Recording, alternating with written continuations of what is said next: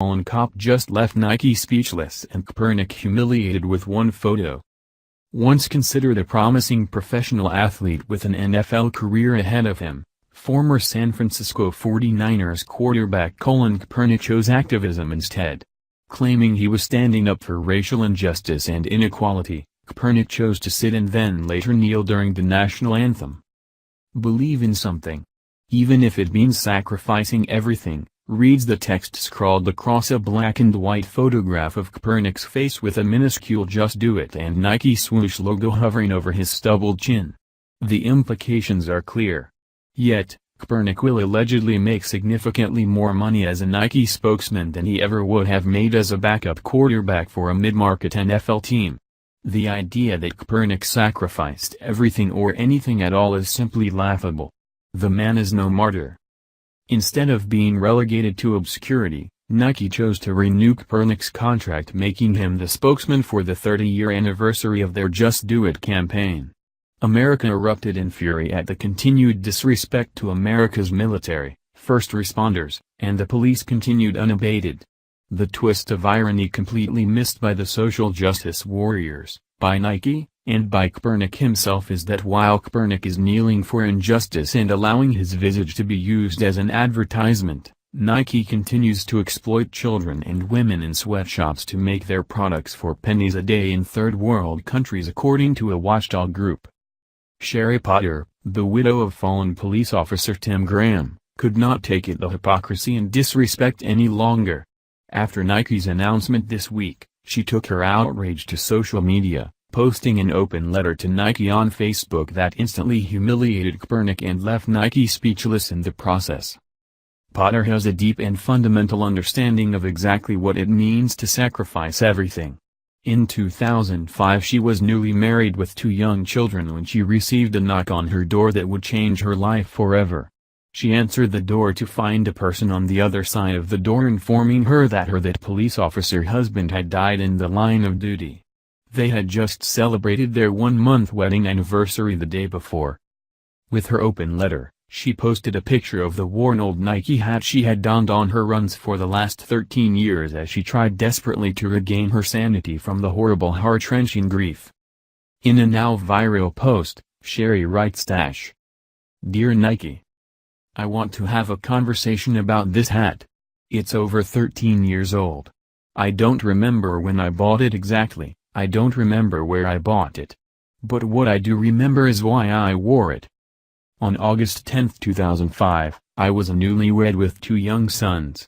My husband Tim and I had toasted our 1-month anniversary the night before, and I was enjoying a rare evening to myself, catching up on reading and relishing the quiet. Until there was a knock on my door.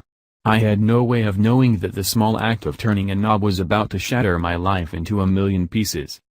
I sat numb and in sheer disbelief as I was told that my husband, while in a foot pursuit and subsequent struggle with a suspect that ended up in the road, had been struck and killed by an oncoming vehicle.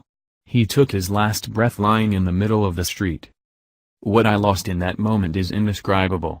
I had to watch his mother be dealt the most agonizing blow a parent can face, and I couldn't comfort her because I was in my own hell. I had to find a way to gut my own children in the gentlest way possible, and tell them that this man they had come to love, who they looked up to, who cared for them as his own, would never walk through our door again.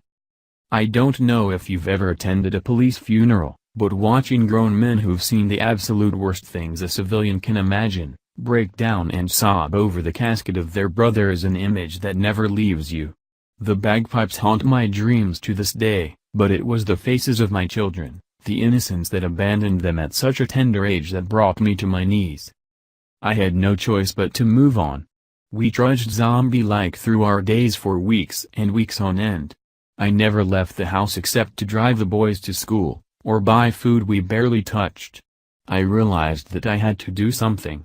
I had to move my body or I was going to crawl out of my own skin. So I put on the only cap I had and I went for a run. It was short, it hurt and it was ugly. But I felt, just for those few moments on that road, like a normal person. So I kept doing it. I put that hat on and I ran every day. Sometimes I had to stop and sit down because I was sobbing so hard. Sometimes I was so angry I ran until I thought my heart would stop. Sometimes I would just scream over and over again, but it still felt better than doing nothing. Black cap became a symbol to me. It is sweat-stained and its shape is gone, the buckle in the back barely closes, but that hat represents my family's rise from the ashes. It stands for the strength and the sacrifice we made loving a man who had a job that we all knew could end his life, every time he walked out that door. And it did. And I accept that. I still wear this hat. I wore it on my run this morning. And then I heard about your new ad campaign.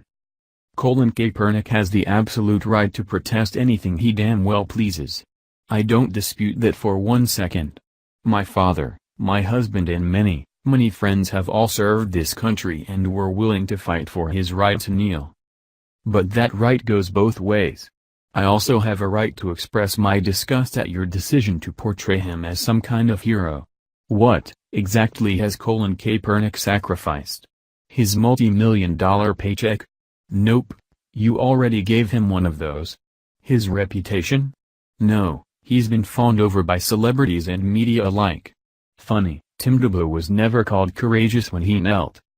This man, whose contempt for law enforcement fits him like a sock, has promoted an agenda that has been proven false time and time again, in study after study. But facts don't seem to matter anymore. This man has thrown his support behind divisive anti-police groups, and donated money directly to a fugitive from justice who escaped prison after killing a police officer. I question the judgment of anyone who would put someone this controversial and divisive at the head of an advertising campaign, but it isn't my company to run. I don't know if I'll have the heart to ever get rid of this cap, but I will tell you this, I'll never purchase another Nike product as long as I live. You got this one wrong, Nike. Terribly, terribly wrong.